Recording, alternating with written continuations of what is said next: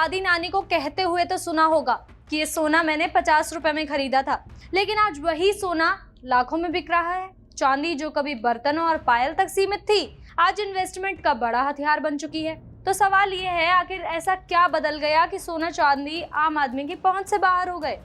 आज हम आपको आसान भाषा में बताएंगे कि 50 रुपए पर बिकने वाला 1 तोला सोना आज 1,50,000 पर कैसे पहुंच गया, कीमतें कैसे बढ़ी, क्यों बढ़ी और आगे क्या होने वाला है। नमस्कार, मैं इशिका मस्ता और आप देख रहे हैं भारत अपडेट। देखिए, अगर हम 30-40 साल पीछे जाएं तो सोना सिर्फ गहनों के तौर पर इस्तेमाल होता था। लोग शादी ब्याह त्योहार या बचत के लिए सोना खरीदते थे।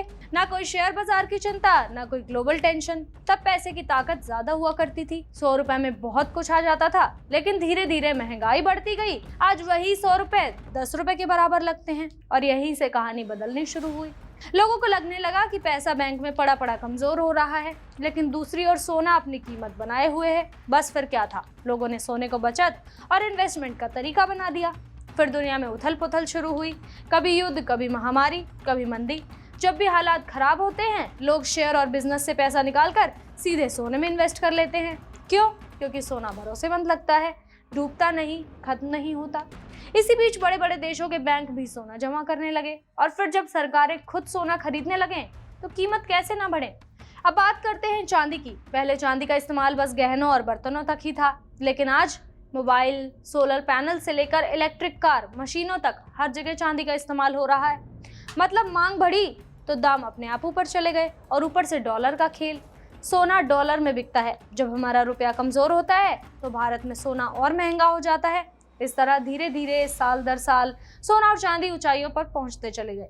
अब आप सोच रहे होंगे, अगर सोना इतना ही भरोसेमंद है तो इसके दाम गिरते क्यों हैं? देखिए, जब लोग खूब कमा लेते हैं तो सोचते हैं चलो अब सोना बेच देते हैं, थोड़ा प्रॉफिट कमा लेते हैं। लेकिन जब सब लोग सोना बेचने लगते हैं तो सोने के दाम गिर जाते हैं। कभी कभी कीमतें बहुत तेजी से भागने लगती हैं। तब बाजार खुद ब्रेक लगाता है और इसे कहते हैं करेक्शन। और जब बैंक ज्यादा ब्याज देने लगते हैं तो कुछ लोग सोना छोड़कर एफडी की तरफ चले जाते हैं। बस यहीं से गिरावट शुरू होती है। अब जो सवाल सबके मन में बना रहता है, आगे क्या होगा? सच्चाई ये है, जब तक दुनिया में तनाव रहेगा, महंगाई रहेगी और टेक्नोलॉजी बढ़ेगी, तब तक सोना और चांदी की अहमियत बनी रहेगी। बीच बीच में गिरावट आएगी, लेकिन लंबी रेस में ये पीछे नहीं हटेंगे। सोना और चांदी सिर्फ धातु नहीं है, ये हमारी मेहनत की सुरक्षा है, ये हमारे भविष्य की ताकत है। और जो सोना कल सस्ता था वो आज कीमती है, और जो सोना आज समझदारी से लिया वो कल आपका सहारा बनेगा। इसलिए सोच समझ कर इन्वेस्ट करें। और ऐसी ही डिटेल्ड खबरों के लिए बने रहिए भारत अपडेट के साथ।